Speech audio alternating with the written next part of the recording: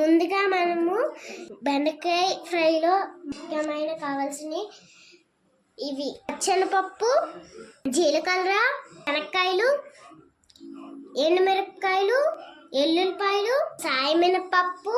ఇంకా ఇవి రెడీ చేసుకోవాలి. ముందుగా మనము ఇట్లా స్టవ్ ఆన్ చేసుకోవాలి.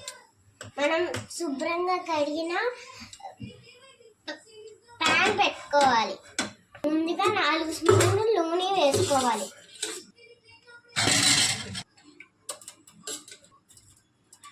మనం రెడీ చేసుకున్న గరిటెతో అటు ఇటు చిన్నగా తిప్పాలి.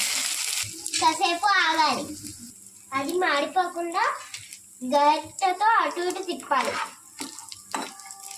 మనం కరివేపాకు కూడా వేసుకోవాలి. చేసుకున్న బెండకాయలు అందులో వేసుకోవాలి. గుడ్డ పట్టుకొని ఉన్నదంతా కలుపుకున్న తర్వాత కొంచెం మగ్గనియాలి. బెండకాయలు మూత పెడితే జిడ్డుగా అయిపోతాయి, అందుకే మూత పెట్టలేదు. సేపు అటు ఇటు తిప్పి ఏగనివ్వాలి. బెండకాయలు ఎక్కువ ఉన్నాయి కాబట్టి 1 కేజీ సరిపోద్ది. బెండకాయ తక్కువ ఉంటే 1/2 స్పూన్ సరిపోద్ది.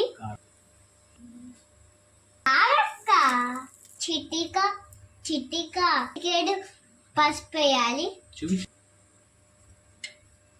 వేసిన పసుపు కారం ఫ్రైలో కలవాలి.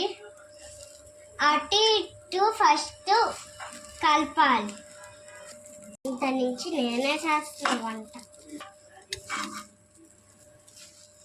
చివరిగా సాల్ట్ వేసుకోవాలి. డాడీ ఒక రుచి చూస్తావా? మంచి కలర్తో ఫైనల్ అయిపోయింది బెండకాయ ఫ్రై. డాడీ కొంచెం టేస్ట్ బాగుంది, సూపర్.